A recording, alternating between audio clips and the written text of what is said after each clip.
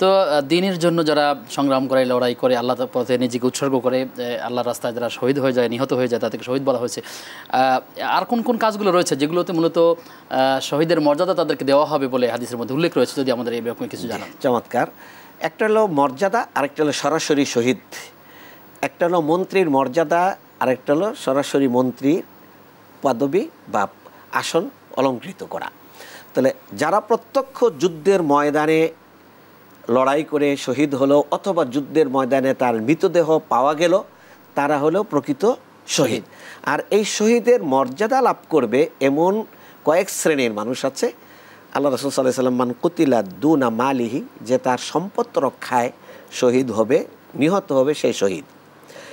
যেই ব্যক্তি আগুনে পুড়ে মারা যাবে সে শহীদের মর্যাদা অর্জন করলো। যে ব্যক্তি পানিতে ডুবে মারা গেল সে ব্যক্তি শহীদের মর্যাদা অর্জন করবে। যে ব্যক্তি কোনো ভূমি ধসে অথবা বাড়িঘর ধসে মারা গেল শহীদের মর্যাদা অর্জন করবে। যে ব্যক্তি তার রক্তের প্রতিশোধের জন্য মারা যাবে সেই ব্যক্তি শহীদ হবে। যে ব্যক্তি তার সম্মান রক্ষার জন্য মারা যাবে সেই ব্যক্তি শহীদ হবে। যে ব্যক্তি নিজের জীবনকে রক্ষার জন্য মারা যাবে সেই ব্যক্তি শহীদ হবে। যে ব্যক্তি তার অধিকার প্রতিষ্ঠায় মারা যাবে সেই ব্যক্তি শহীদ হবে। এই জাতীয় ব্যক্তিদেরকে রাসূলুল্লাহ সাল্লাল্লাহু আলাইহি ওয়াসাল্লাম শাহাদাতের মর্যাদা লাভ করবে মর্মে হাদিসে ঘোষণা করে দিয়েছেন। জি, আমরা বাকি কথাগুলো শুনবো বিরতির পর ইনশাআল্লাহ তাআলা। আপনি আমাদেরকে জানান যে আল্লাহর পথ বলতে আসলে মূলত কি মিন করা হয়েছে এবং সে কোন কোন পথগুলো আল্লাহর পথ বলে? সাধারণ একটা প্রশ্ন। আল্লাহর পথ বলতে এখানে যেমন দেখেন ওয়ালা তুকাত হাত্তা লা তাকুনা ফিতনাতুন ওয়া ইয়াকুনা দ্বীনু লিল্লাহ।